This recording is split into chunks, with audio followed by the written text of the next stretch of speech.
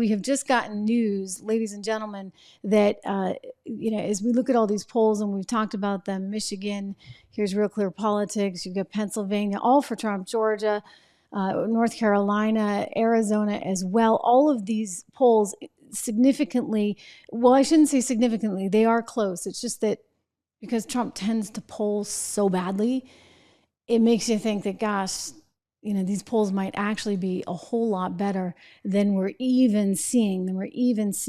Well, we just got word that another major newspaper, here we go, another major newspaper has decided not to endorse Kamala Harris for the presidency, which is sort of amazing because, if you read the Washington Post, as I do, they love Kamala Harris. They hate Donald Trump. They really, really hate Donald Trump. Yet it just came out that they are making a decision. This comes on the heels of the Los Angeles Times, which also made a decision to not endorse Kamala Harris after the owner of the Los Angeles Times requested that the editors lay out the case for and against each of them and really try and just do a deep dive. And the editors refused. And so he's like, all right, we're not endorsing anyone then.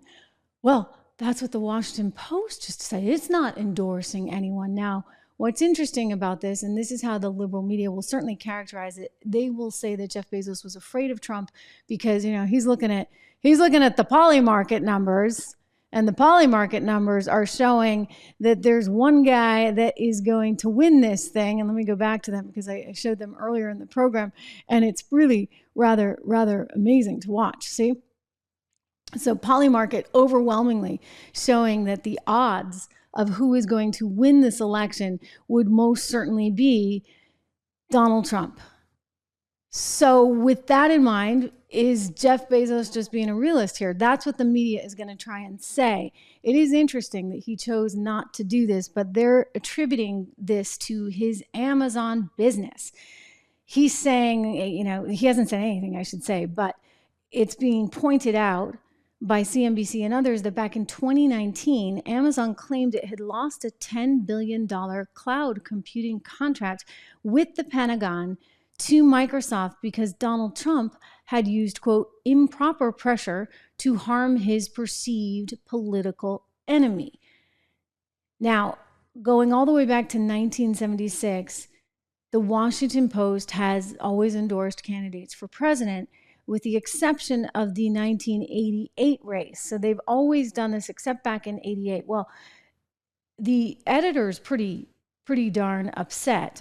This was a decision that was made by the chief executive of the Washington Post. His name is Will Lewis. And in an online explanation, he wrote just moments ago, quote, "The Washington Post will not be making an endorsement of a presidential candidate in this election, nor in any future presidential election." I actually think that makes sense because if you are supposed to be a non-biased newspaper, why are you endorsing candidates? I mean, it's one thing for me, right? Like, this is the opinion show podcast, and I always try and present you every side. You know that. But at the end of the day, I'm giving you my opinion on things. And I happen to think Donald Trump would be a heck of a lot better, I could say another word, for the economy than Kamala Harris. And I think he'd be a lot better on the border. And I think he'd be a lot better actually on some of the international stuff that we're dealing with. Anthony Blinken just always makes the wrong decision. And that's part of the regime that was with Kamala Harris and Joe Biden. So I don't think that journalists, if you're actually trying to just be completely down the middle of the road journalist, you shouldn't be making any kind of, it makes no sense. Endorsement. What is that about? Who can pay you the most money? I'm sorry. Well, anyway, they're trying to say that the reason the Washington Post is not doing this, as opposed to, okay, maybe they actually just want to be good journalists. No, it's just because of Jeff Bezos and the threat of Donald Trump not giving him the Pentagon contracts for Amazon. Now, Robert Kagan, who's he's the Post editor at large, and he runs the opinion section, he just resigned. So this is like big turmoil, guys.